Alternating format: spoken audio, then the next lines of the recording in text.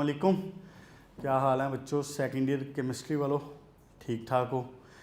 बेटा last time हमने एक सेशन किया था और मैंने आपको बताया था कि ये सेशन अब हर हफ्ते हुआ करेगा। उस सेशन में क्या था? वो था क्वेश्चन आंसर सेशन। बड़ी अच्छी बात है कि आपको चीज़ें समझ आ रही हैं, आप चीज़ों के साथ नए इन्वायरमेंट के साथ यूज़ टू हो रहे हैं। देखें, हमें वक्त और हालात के मुताबिक ही ख़ुद को मॉडिफाई करना पड़ता है। जो मॉडिफाई कर लेता है वो कामयाब है, वही रह जाने वाला है और उसी की बचत है। और जो नए हालात नए वक्त के मुताबिक अपने आप को तैयार नहीं करता या अपने आप को मॉडिफाई नहीं करता तो उसके लिए फिर मसला है। आप तो मोस्टली आप में से बायो वाले बच्चे हो, या जिन्होंने बायो वाले बच्चे जो नहीं भी हैं उन्होंने कम से कम नाम तो सुना होगा ना डार्विन का। डार्विन की थ्योरी क्या थी? थ्योरी ऑफ एवोल्यूशन जो थी कि जो फिटेस्ट होगा वो सरवाइव करेगा। तो अब ये हालात हमारे लिए नए हैं। हमने अपने बचपन में कहीं सुना था और अपने बचपन में हमारी दुआएं होती थी एक्चुअली कि पेपर कोई कैंसिल हो जाएं या जनाब कोई क़यामत आ जाए और पेपर ना देने पड़े। वही हाल जो आप लोगों का वही हाल हमारा भी हुआ करता था। तो लेकिन ऐसा कभी हुआ नहीं था। लेकिन आपकी बारी में देख लें, ये हो गया फर्स्ट ईयर वालों के केस में ख़ास तौर पे कि जनाब अली पेपर कैंसिल हो गए, बच्चे पेपर देने गए और उनको वापस भेज दिया गया कि जी दौड़ जाओ, पेपर नहीं होना आपका। तो पता नहीं अब किस किस ने कैसे कैसे दुआएं की थी कि वो आपकी दुआएं कबूल हो गई हैं। तो कहने का मतलब ये है कि इस माहौल में, इस वबा में और इन हालात में हमने अपने आप को मॉडिफाई किया और इसी मॉडिफिकेशन में इदारे ने आपके लिए ये काम किया है कि आपको घर से निकलना ना पड़े, आपको अपने बिस्तर से और आपको अपने रूम से निकलना ना पड़े, आप अपने घर में रूम में आइसोलेशन में रहें लेकिन आपकी पढ़ाई डिस्टर्ब ना हो। ऐसी है ना जी। तो हमने ये वीडियो लेक्चर्स वाला काम शुरू किया है। अब ऑब्वियसली एक नया सिस्टम है, नया चीज़ें हैं, नई तरीके हैं। जैसे आपके लिए नया है ऐसे ही हमारे लिए भी नया है, लेकिन वक्त के साथ साथ हम उसमें लर्न कर रहे हैं, उसमें चीज़ों को इंट्रोड्यूस करवा रहे हैं। इसीलिए हमने एक नया सेशन शुरू किया था जिसमें क्वेश्चन एंड आंसर सेशन था। वो जब आप क्लास में होते हैं, हमारे सामने होते हैं, तो उस वक्त तो जब तक आपकी तसल्ली नहीं हो जाती उस वक्त तक हम भी क्लास नहीं छोड़ते और ना आप हमें छोड़ते हैं। तो बड़ी अच्छी बात है ये। लेकिन अब चूंकि वीडियो लेक्चर्स वाला मामला चल रहा था और इसमें बराह रास्त मुमकिन नहीं रहा हुआ कि आप इस तरह से क्वेश्चन आंसर कर सकें, लेकिन उसके लिए भी हमने एक नया सिलसिला शुरू किया था। आपका वो जो है लर्निंग मैनेजमेंट सिस्टम जो आपका LMS है यूनिक का, उसके ऊपर आप अपने क्वेश्चंस पूछ सकते हैं। और मैंने देखा भी है बच्चों ने पूछे थे क्वेश्चन और मैंने कुछ बच्चों के क्वेश्चन वहीं पे रिप्लाई कर भी दिए हैं। तो लेकिन ये है कि हमने ये सिलसिला इसलिए रखा है कि एक हफ्ते बाद इस पूरे हफ्ते के अंदर जितने क्वेश्चन जितनी चीज़ें आपके जहन में अराइज हुई हैं आप वो मुझे लिख के भेजते रहते हैं, मैं उनको एक हफ्ते बाद आके पूरा डिस्कस कर दूंगा। लास्ट वीक भी हमने ऐसे किया था और इस वीक भी अब इंशाल्लाह तक जितना अब तक मेरे पास पहुँचे हुए, यानी आज अब डेट है 23, तो 22 तारीख तक जितने मेरे पास क्वेश्चन आए हुए हैं वो आज इंशाल्लाह ताला डिस्कस हो जाएंगे सारे के सारे। इसीलिए ये लेक्चर सिर्फ़ और सिर्फ आपके क्वेश्चन और आंसर के ऊपर ही डिपेंड करेगा। और बड़ी अच्छी बात है, क्वेश्चन बेसिकली अराइज ही जहन में तब होता है व्हेन यू आर थिंकिंग और at least trying to think. जब आप सोच रहे हैं ना तो फिर ही क्वेश्चन मिलता है, या कम से कम आप सोचने की कोशिश कर रहे हैं ना तो फिर ही आपके जहन में क्वेश्चन अराइज होता है। क्वेश्चन अगर आप यानी कि आपका लेक्चर में ध्यान नहीं है या आप सुन नहीं रहे हैं या आप उसमें इंटरेस्ट नहीं ले रहे हैं तो it means there will be no question. तो ये बड़ी अच्छी बात है कि आप अल्हम्दुलिल्लाह सोच रहे हैं और सोचने की कोशिश कर रहे हैं। इस काम को जारी रखें। जो क्वेश्चन अराइज आते हैं, बल्कि अब आज बच्चों ने इस हफ्ते में मैंने देख रहा था कि कुछ क्वेश्चन तो बच्चों ने मेरे से यानी काइंड ऑफ जो लेक्चर है उससे रिलेटेड किए हुए हैं और कुछ बच्चों ने एक्स्ट्रा क्वेश्चन भी पूछे कि अच्छा सर अगर इस चीज़ को यूं किया जाए तो क्या होगा। अच्छा फ़लाँ चीज़ का इस्तेमाल फ़लाँ चीज़ में कैसे हो सकता है, ऐसा भी क्वेश्चन किए हुए। तो ऑब्वियसली जो क्वेश्चन बहुत यानी काइंड ऑफ उससे हटके हैं, बिल्कुल आपके कोर्स से हटके हैं, तो उसमें मैं कोशिश करूँगा कि एक जनरल सी इंफॉर्मेशन बात हो जाए। लेकिन जो बातें इसमें आपके क्वेश्चन से रिलेटेड हैं, आपके कोर्स से रिलेटेड हैं, आपके सब्जेक्ट और आपके बोर्ड से रिलेटेड हैं, वो इंशाल्लाह ताला ऑब्वियसली कम्प्लीटली मैं आंसर करूँगा। और लास्ट टाइम जैसा कि हमने वो उसके जो सब ऑक्साइड थे और आपका सुपर ऑक्साइड और नॉर्मल ऑक्साइड और वो बड़े तफसील से बात हो चुकी थी। मेरा ख्याल है कि उम्मीद है इंशाल्लाह ताला वो आपको क्लियर भी हो चुका होगा। चलें आएँ जी, ज़रा शाबाश शुरू करते हैं आज का क्वेश्चन एंड आंसर सेशन। बेटा मेरे पास क्वेश्चन मौजूद हैं आपके 17 जून से लेके तो 22 जून तक। इससे पहले वाले मैंने इंशाल्लाह ताला रिप्लाई कर दिए हुए सारे। मेरा नहीं ख्याल कि 16 जून तक का कोई क्वेश्चन बाकी है। अगर कोई बाकी है, मिस्टेक हो गई है, कोई मेरी नज़र से रह गया है, तो ऑब्वियसली फिर आप बता दें मुझे, दोबारा मैसेज कर दें, दोबारा कर दें, तो मैं इंशाल्लाह ताला उसको कर दूंगा। लेकिन मेरा ख्याल है हो गए थे सारे, कोई नहीं बचा हुआ उसमें। अच्छा, और 22 जून तक आज डिस्कस हो जाएंगे। 22 से फर्दर यानी जितने भी होंगे क्वेश्चन वो फिर इंशाल्लाह ताला next question and answer session में कंसिडर कर लिए जाएंगे। अच्छा जी बेटा, सबसे पहले 17 जून को एक बच्ची पूछ रही है, बल्कि पूछ नहीं रही, बता रही है। ये कह रही है कि site was not reachable yesterday. अच्छा बेटा, साइट मेरा ख्याल है कि ये ना आपका होगा, समटाइम क्या होता है कि आप गूगल या यूट्यूब भी तो खोल रहे होते हैं ना, तो समटाइम वो भी तो अनरीचेबल होता है। तो लेकिन उसका अनरीचेबल होने का मतलब ये तो नहीं है कि गूगल या यूट्यूब सफ़े हस्ती से मिट गया, वो अपनी जगह पे मौजूद होता है। तो आप उसको क्या करते हैं कि रिफ़्रेश कर लेते हैं, या 5 मिनट बाद या 10 मिनट बाद दोबारा देख लेते हैं। तो मुमकिन ऐसे कोई रीज़न हुआ होगा, क्योंकि अगर ओवरऑल या बहुत ज़्यादा देर के लिए हुआ होता तो बहुत सारे बच्चों ने ये कमेंट्स करने थे, बहुत सारे बच्चों ने फिर ये कहना था ऑब्वियसली। तो बल्कि इवन अगर ऐसा कभी होगा भी खुदा न खास्ता, तो आपका लेक्चर रिपीट किया जाएगा ऑब्वियसली। ये तो नहीं हो सकता कि आपका लेक्चर मिस कर दिया जाए। तो लेकिन मेरा ख्याल है कि बेटा आपका ना ये शायद जिस वक्त आपने साइन इन किया है उस वक्त मुमकिन है कोई रीज़न होगी। तो अगर कभी आइंदा ऐसा हो तो आप थोड़ी देर ठहर के ज़रा 5 मिनट बाद 10 मिनट बाद दोबारा उसको साइन इन कर लें, या दोबारा रिफ़्रेश कर लें, या अपना इंटरनेट कनेक्शन चेक कर लें। ये मामला जनरल से होते हैं, मुमकिन है या आपके एंड पे या वक्ती तौर पे कुछ हुआ होगा। अच्छा जी, उसके बाद जनाब अली 18 तारीख को बच्चे ने क्वेश्चन किया है, और किया भी 2 बार है। मैंने आपको लास्ट टाइम भी कहा था कि एक बार भी आप लिखते हैं ना तो वो पहुंच जाता है, उसको 2 बार सेंड करने की ज़रूरत नहीं होती। एक बार लिखा करें, सेंड का या पोस्ट का बटन जो भी है वो प्रेस करें, वो सेंड हो जाता है।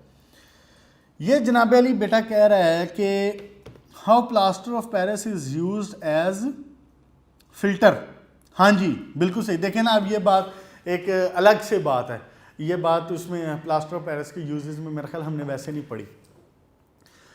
तो मेरा ख्याल है कि आपने प्लास्टर ऑफ पेरिस का फ़िल्टर देखा भी होगा। जिन बच्चों के घर में फ़िल्टर लगे हुए हैं ना, वाटर फ़िल्टर की बात हो रही है, जिनके घर में वाटर फ़िल्टर लगे हुए हैं ना, तो आप देखेंगे कि सम टाइम वाटर फ़िल्टर के भी एक्चुअली वो 2-3 तरह का वो होता है ना मामला। उसमें बायोलॉजिकल फिल्टरिंग भी हो रही होती है, माइक्रो ऑर्गेनिजम्स की भी सम टाइम हो रही होती है। लेकिन ये वाली डिटेल्ड वाली ना भी हो रही हो ना, तो 2 फ़िल्टर यूजुअली हर फिल्टर में जो घर में इस्तेमाल हो रहे हैं 2 तो लगे ही होते हैं। वो क्या होते हैं ये देखें ज़रा। एक होता है ये फ़िल्टर का आपका कंटेनर हो गया, एक फ़िल्टर होता है जिसमें ना धागे धागे से लिपटे होते हैं। ऐसे फ़िल्टर दरमियान में लगा हुआ है और इसकी पूरी वुवन होता है ये, और पूरे धागे यूं लगे होते हैं इसके, ऐसे ऐसे फ़िल्टर होता है आपका, और पूरा धागा उसके गिर्द लिपटा होता है।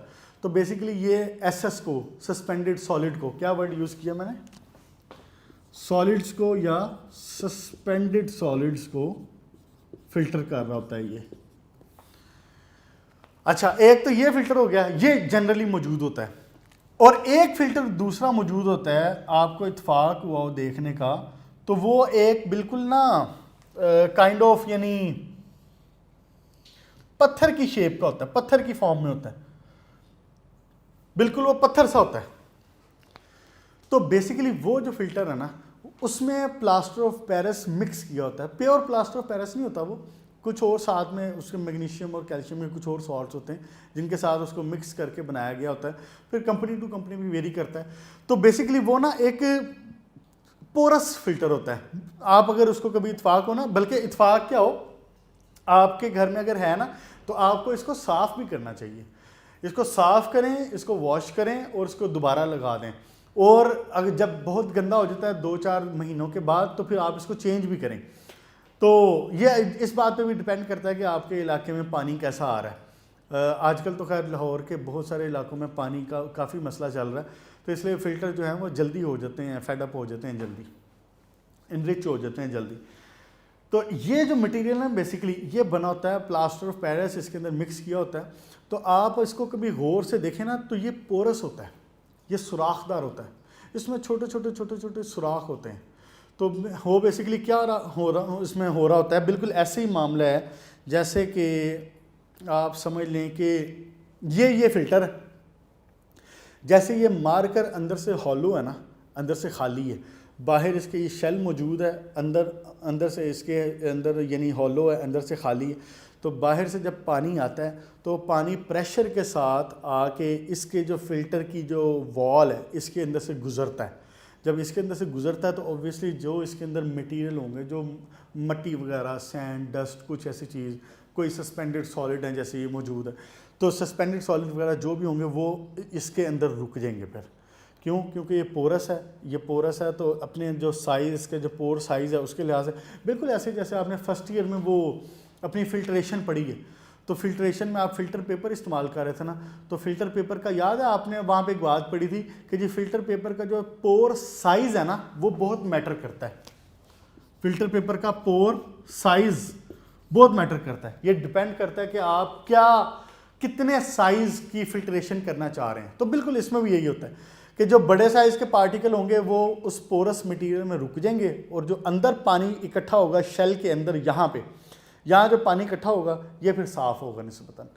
तो इस तरह से फ़िल्टर पे इसका इस्तेमाल होता है प्लास्टर ऑफ पेरिस का। फिर घरों में भी, और इसके अलावा ये जो आपके वाटर ट्रीटमेंट प्लांट्स होते हैं इनमें भी इस्तेमाल होता है। अच्छा जी, दूसरा क्वेश्चन भी इसी का ही है, बेटे का, इसने यही बात पूछी हुई है। अच्छा, फिर एक और बच्चे ने 18 तारीख को पूछा हुआ है कि जनाब Ali, why plaster of Paris is hot when mixed. बड़ी अच्छी बात, बिल्कुल सही।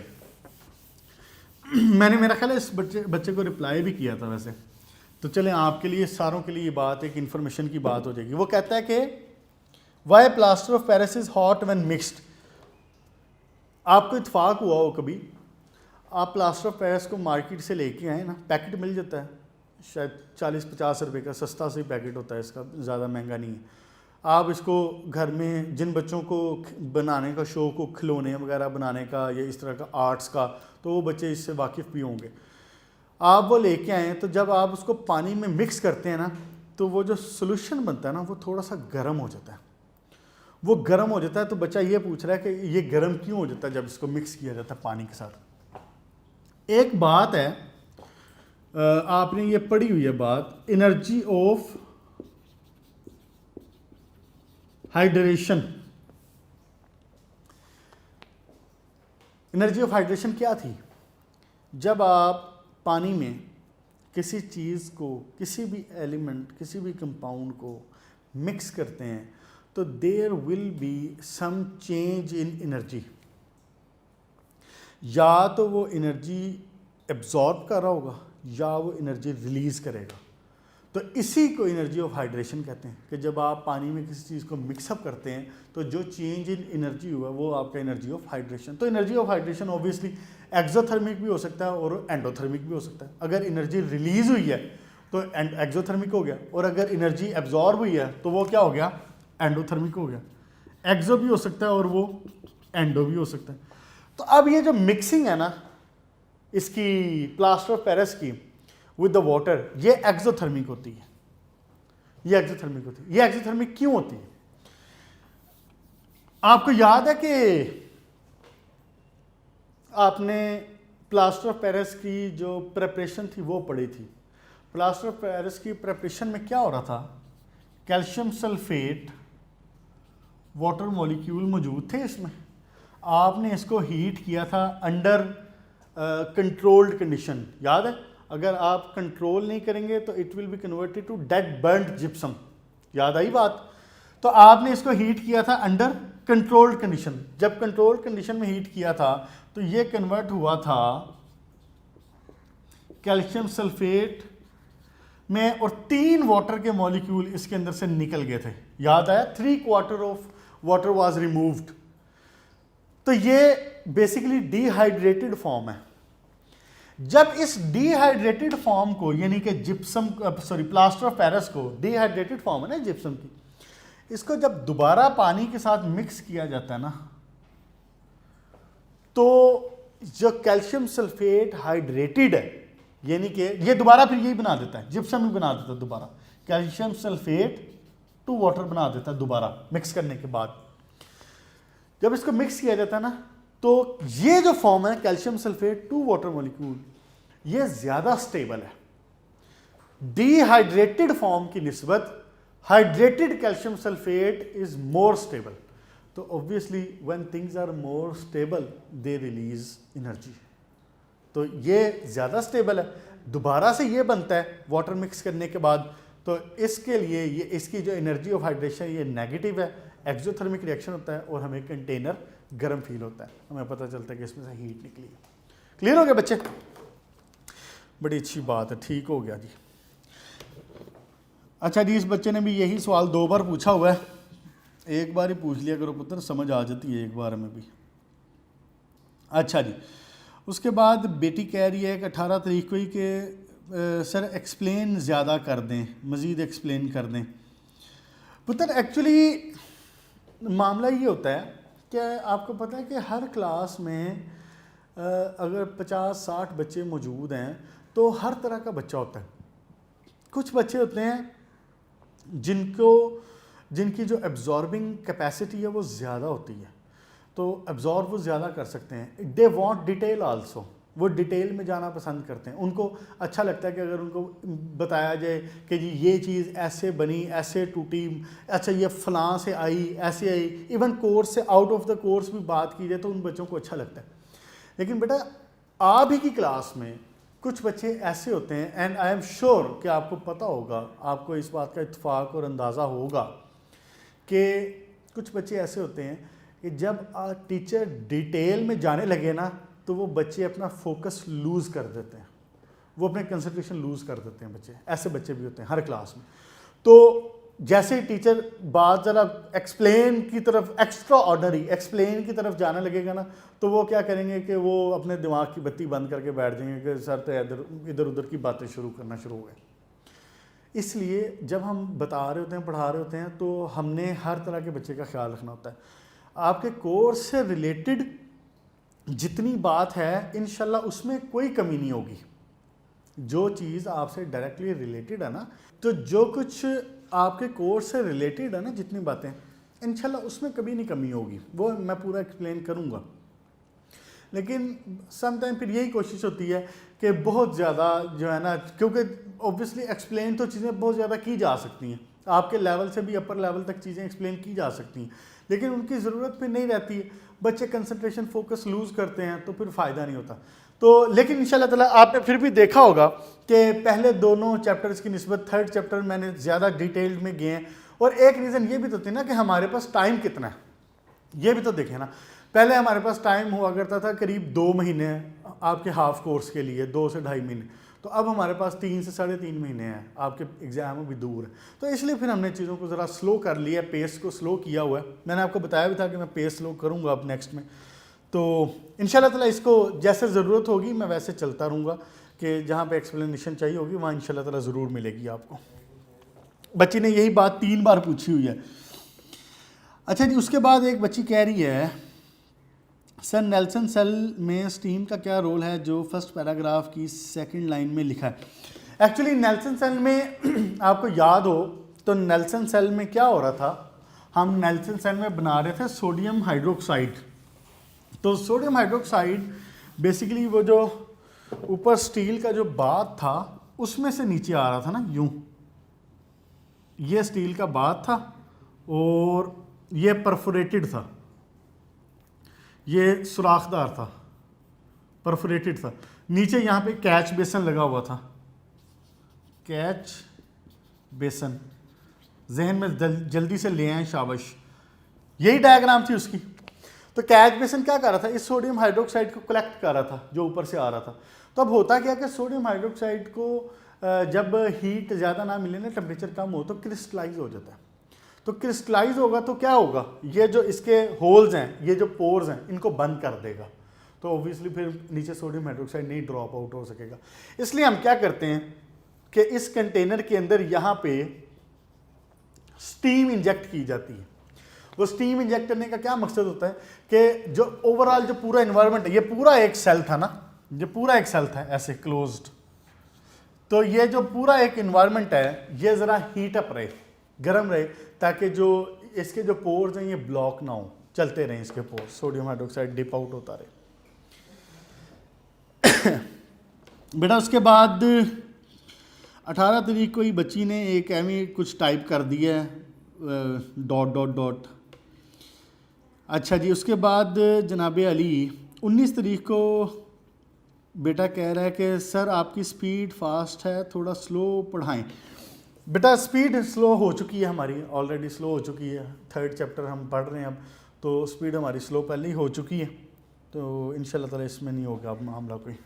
उसके बाद बेटा एक पूछ रहा है कि जनाब अली सर डाउन सेल वाले लेक्चर में आपने कैल्शियम क्लोराइड क्या नहीं बताया कि उसका क्या बनता है, हालांकि आपने कहा था कि लेक्चर के एंड पे बताऊंगा।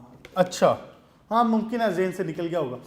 एक्चुअली डाउन सेल में क्या हो रहा था कि आप उसमें सोडियम क्लोराइड का, और ये बात आपके उससे रिलेटेड नहीं है, यानी कोर्स में नहीं है आपके बात के कैल्शियम क्लोराइड का क्या बनता है, कैल्शियम क्लोराइड का जिक्र उसमें नहीं है आपके, तो ये सिर्फ एक इन्फॉर्मेशन की बात थी, तो वो मैं भी ख्याल नहीं रहा होगा एंड पे आके बताना।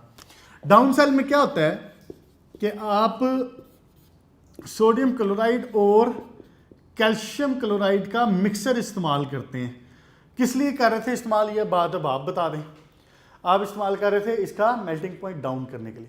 तो जब आप मेल्टिंग पॉइंट डाउन करते हैं तो बात ये बनी कि अब इसके अंदर सोडियम भी पॉजिटिव मौजूद है और कैल्शियम भी पॉजिटिव मौजूद है, ऐसे है ना। तो फिर जब सोडियम दौड़ के कैथोड के ऊपर जाएगा तो कैल्शियम भी तो जा सकता है ना, कैल्शियम भी तो जा सकता है, तो कैल्शियम जाता भी है थोड़ा सा। हम क्या करते हैं, एक बात ये कि कैल्शियम के इस कैथोड पे जाने को, ये बेटा ये सारी बातें इन्फॉर्मेशन की हैं, मैं दोबारा कह रहा हूँ, ये सारी बातें इन्फॉर्मेशन की हैं, आपके कोर्स में नहीं है ये बात, उसमें नहीं है आपको जिक्र करने की ज़रूरत। हम इस सेल का वोल्टेज रखते हैं कम, इस सेल का वोल्टेज कम रखा जाता है। तो जब वोल्टेज कम रखा जाता है तो कैल्शियम जो है ज़्यादा उसकी तरफ कैथोड की तरफ जा नहीं पाता, रिड्यूस ज़्यादा नहीं हो पाता, एक बात। दूसरी बात ये कि जो थोड़ा बहुत कैल्शियम जाता भी है ना, वो कैल्शियम की डेंसिटी होती है ज़्यादा, सोडियम से करीब करीब 5 गुना ज़्यादा होती है। सोडियम की डेंसिटी होती है कम और कैल्शियम की डेंसिटी होती है ज़्यादा। सोडियम की आई थिंक कोई 0.6 के करीब होती है, तो कैल्शियम की होती है 2 पॉइंट समथिंग, तो करीब करीब 5 गुना ज़्यादा है। तो उससे फिर क्या होता है कि कैल्शियम जो है ना वो नीचे बैठ जाता है, यहाँ पे नीचे बैठ जाता है, तो सोडियम ऊपर होता है, यहाँ पे सोडियम है, तो फिर हम ऊपर ऊपर से सोडियम को कलेक्ट कर लेते हैं। कैल्शियम हमें डिस्टर्ब नहीं करता, कैल्शियम डिस्टर्ब इसमें नहीं करता, कैल्शियम का कोई मसला नहीं होता, फिर प्योर सोडियम हमें हासिल हो जाता है डाउन सेल में। ओके जी बेटा, इसके बाद सर बेटी कह रही है कि sir please tell us MCQs related to MD CAT. बेटा MD कैट का जो मामला है ना आपका, MD कैट का बहुत सारा पोर्शन ऑर्गेनिक से है। 60 क्वेश्चंस में से करीब 30 क्वेश्चन आपके ऑर्गेनिक से आते हैं, सिर्फ कोई 10 के करीब हैं जो इनऑर्गेनिक से आते हैं।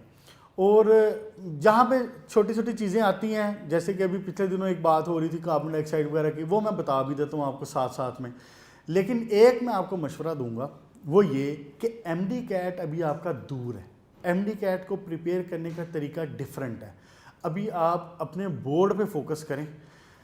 हाँ, रास्ते में चलते हुए ऑन द गो जो चीज़ें आएंगी MD कैट की वो आप याद करते जाएं, मैं भी साथ में बताता जाऊंगा। लेकिन स्पेशली अभी MD कैट पे फोकस ना करें, उसकी ज़रूरत नहीं है अभी, उसका वक्त अभी दूर है। आप इसकी तैयारी मुकम्मल तौर पे करें। इंशाल्लाह ताला जब ये मुकम्मल तैयारी होगी, इसकी कंसेप्ट बिल्डिंग होगी, तो आपको MD कैट में भी फ़ायदा हो जाएगा। अच्छा जी, उसके बाद बेटी कह रही है कि सर आप स्पीड से पढ़ा रहे हैं, ये मामला हल हो चुका है इंशाल्लाह ताला। अब 3rd चैप्टर तो हमने बड़े आराम से किया, और चूँकि पहले टाइम स्पैन ज़रा हमारा कम था तो इसलिए स्पीड थोड़ी रखी हुई थी, लेकिन अब हमें एक्सटेंडेड मिल गया, उसमें टाइम ज़्यादा है तो वो इंशाल्लाह स्पीड कम ही है।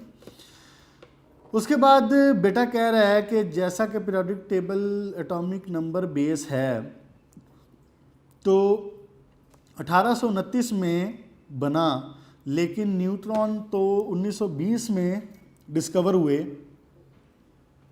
तो एटॉमिक नंबर पे 1829 में पीरियोडिक टेबल कैसे बनाया गया? पुत्र नहीं, थोड़ी सी मिस्टेक कर रहे हो। 1911 से पहले तक, मोज़ले से पहले तक, periodic table was based upon atomic mass. 1911 में जब एटॉमिक नंबर की डिस्कशन हुई है, एटॉमिक नंबर डिस्कवर हुआ है, इसके ऊपर बात होना शुरू हुई है, तो फिर मोज़ले ने सोचा कि नहीं, atomic number is more specific property, तो एटॉमिक नंबर के लिहाज से पीरियोडिक टेबल को बनाया गया है। लेकिन उससे पहले 1911 से पहले तक, मेंडलीव तक, वो सारा एटॉमिक मास पे डिपेंड कर रहा था, वो एटॉमिक नंबर पे नहीं था। हमारा सिर्फ जो मॉडर्न पीरियोडिक टेबल है ये 1900 एटॉमिक नंबर पे है, इससे पहले वाले सारे एटॉमिक मास के ऊपर थे। अच्छा, बेटे ने यही बात 2 क्वेश्चन में पूछ ली है। उसके बाद बेटी कह रही है कि सब्जेक्टिव का तो टेस्ट ही नहीं होगा, हम तैयार कैसे करेंगे? बेटा टेस्ट, मैंने कहा ना कि हम जैसे चीज़ें नई हैं, हालात नए हैं, obviously we are learning also, तो टेस्ट सेशन का कोई ना कोई तरीका आपका बनाया जाएगा। अभी तक फ़िलहाल नहीं डिस्क्राइब हो सका, लेकिन होगा इंशाल्लाह ताला, कुछ ना कुछ ऐसा होगा। और अगर नहीं भी होता ना, जब तक नहीं भी होता, तो इसके लिए मेरा एक मशवरा आपको, आप खुद अपने लिए भी तो टेस्ट बना सकते हैं। कैसे? आप अपना चैप्टर याद करें, चैप्टर तैयार करें, अपनी वालदा को, अपने वालिद को, अपनी बहन भाई किसी को कहें कि यार ये पकड़ो, ये सफ़ा नंबर 36 से लेके सफ़ा नंबर 45 तक मुझे कोई भी 2 क्वेश्चन बता दो। वो 2 क्वेश्चन बता दे, आप बैठ के वो आधे घंटे में लिख लें। अपना एक सेल्फ असेसमेंट हो जाती है आपकी इस तरह से। बाकी इंशाल्लाह ताला हमारे तौर पे वो होगा, कोई ना कोई मामला इसका हल निकलेगा। फ़िलहाल नहीं है, लेकिन इंशाल्लाह ताला होगा। उसके बाद बेटा कह रहा है कि सर वेरी गुड, अस्सलाम वालेकुम, अप्रिशिएटिंग लेक्चर, थैंक यू बेटा, ठीक हो गया। उसके बाद बेटा फिर यही बात कर रहा है, थैंक्स सर, ठीक हो गया, वेलकम बेटा। उसके बाद 20 तारीख को बेटी कह रही है कि जी can bleaching powder be use as disinfectant? Yes, बिल्कुल, ब्लीचिंग पाउडर को डिसइंफेक्टेंट के तौर पे यूज़ किया जाता है। इसको जर्म्स को ये किल करता है। आप इंशाल्लाह चैप्टर 5 में ब्लीचिंग पाउडर का पूरा टॉपिक है, वहाँ पे डिस्कस होगा, तफसील से डिस्कस होगा। अभी आपके ये कोरोना का जो मामला चल रहा है, इसकी वजह से भी ब्लीचिंग पाउडर का इस्तेमाल हो रहा है। फिर बेटी कह रही है कि सर चैप्टर 1 और चैप्टर 2 की एक्सरसाइज भी करवा दें। बेटा बहुत सारे शॉर्ट क्वेश्चन हमारे डिस्कस हो जाते हैं on the go with in the chapter, मैं खुद भी डिस्कस कर देता हूँ, लेकिन फिर भी हम एक दिन रखेंगे जिसके ऊपर हम सिर्फ एक्सरसाइज को डिस्कस कर लिया करेंगे। अब चैप्टर 3 ख़त्म होगा तो इंशाल्लाह सिर्फ एक्सरसाइज की डिस्कशन हो जाएगी। उसके बाद बच्ची ने केमिस्ट्री लिख के भेज दिया है। उसके बाद एक्सरसाइज की बच्ची बात कर रही है, sir could you please solve the exercise? हाँ जी, ये बात मैंने आपको बता दी है। फिर बेटा एक कह रहा है कि जी सर स्ट्रेंथ ऑफ एल्यूमिनियम क्या है। एल्यूमिनियम के स्ट्रेंथ से मुराद होता है कि उसकी ब्रेकेज, कि उसका ब्रेक होने में कितना उसके लिए प्रेशर चाहिए, कितनी उसकी मजबूती है, बेसिकली ये स्ट्रेंथ ऑफ एल्यूमिनियम। बेटी कह रही है कि जी 20 तारीख को अस्सलाम वालेकुम सर। वालेकुम सलाम। नेल्सन सेल और डाउन सेल के बारे में बताएं। बेटा ये तो लेक्चर हो चुकी हैं, मुकम्मल लेक्चर मौजूद हैं इसके, तो संडे को लेक्चर रिपीट होता है, अगर आपने मिस किया तो आप वो देख सकते हैं। फिर उसके बाद 21 तारीख को बेटी कह रही है कि 2-3 चैप्टर का इंट्रोडक्शन के बाद एलिमेंट का जो टेबल है उसमें से एटॉमिक नंबर, आयनाइजेशन एनर्जी की वैल्यूज़ के बारे में लिखा है। वो वैल्यू नहीं, वो वैल्यूज़ याद करने की ज़रूरत नहीं है, वो वैल्यूज़ याद करने की ज़रूरत नहीं है। आपको ट्रेंड पता होना चाहिए, चीज़ें पता होनी चाहिए। मेन जैसे सिर्फ कार्बन वगैरह हो गया, बड़े बड़े कोई इस तरह से मशहूर जो हैं इनके याद कर लें, और ये जब आप यूज़ करते हैं ना तो ये याद ऑटोमेटिकली हो ही जाती है, तो बाकी स्पेसिफिकली याद करने की ज़रूरत नहीं। अच्छा जी, उसके बाद भी ये चैप्टर की एक्सरसाइज के MCQs का कह रही है बेटी 21 तारीख को, तो इसमें एक दिन इसमें रख देंगे इंशाल्लाह ताला, एक्सरसाइज का भी डिस्कस हो जाएगा। अगर कोई स्पेशली एडिशनल में कोई मामला आता है, कोई पूछने वाली बात आती है, तो वो फिर अलग से पूछ लिया करें। इसी तरह कमेंट में पूछ लें, वो डिस्कस हो जाएगी एक हफ्ते बाद। बेटी ने यही बात 2 बार पूछी हुई है। उसके बाद 22 तारीख को उसने पूछा है कि if every element in first 3 groups metal then what about hydrogen, isn't it a gas. बिल्कुल हाइड्रोजन गैस है, तो लेकिन ये जो पीरियोडिक टेबल है ये एटॉमिक नंबर के लिहाज से अरेंज किया गया हो, तो अब हाइड्रोजन का एटॉमिक नंबर 1 है, तो इसलिए उसको फिर सबसे पहले रखा गया हुआ है। और दूसरी बात ये कि हाइड्रोजन की पोजीशन के बारे में कन्फ्यूजन भी तो है थी ना, कि उसको ग्रुप 1 में रखें या 4 में रखें या 7 में रखें। हमने चैप्टर 1 में ये भी डिस्कस किया है मामला। उसके बाद बेटे ने खाली स्टार लिख के भेज दिया हुआ है। उसके बाद एक और क्वेश्चन है कि अस्सलाम वालेकुम sir, if boron is a non metal then why don't we place it at right side of the periodic table with other non metal. वालेकुम सलाम। बेटा इसमें यही रीज़न है ना कि आपने जो पीरियोडिक टेबल है इसको एटॉमिक नंबर के लिहाज से अरेंज किया हुआ। अब बोरोन का एटॉमिक नंबर है hydrogen, helium, lithium, beryllium, boron 5, तो उसको 5 पोजीशन पे रखा है। अगर उसको कहीं और रखेंगे तो फिर वो आपकी डिस्टर्बेंस हो जाएगी पूरे के पूरी। उसमें पैक्युलर के बिहेवियर के लिहाज से जो चीज़ें मुख्तलिफ हैं वो आपको बता दी जाती हैं, जहाँ पे रवैया उनका डिफरेंट होता है, लेकिन एटॉमिक नंबर के लिहाज से चूंकि इसको रखा गया हुआ है तो इसलिए फिर उसकी तरतीब में हमने कोई तब्दीली नहीं की। ठीक है बच्चों, यहाँ तक बात हुई ख़त्म। 22 तारीख तक जितने क्वेश्चन आए थे वो मैंने रिप्लाई कर दिए। अगर कोई छोटी मोटी की बात रह गई है तो वो बता दीजिएगा, पूछ लीजिएगा दोबारा, मैं इंशाल्लाह ताला फिर रिप्लाई कर दूंगा। इंशाल्लाह ताला एक हफ्ते बाद ये सेशन फिर रख लेंगे and things will be clear. Okay बेटा, अपना ख्याल रखिएगा, गुड लक।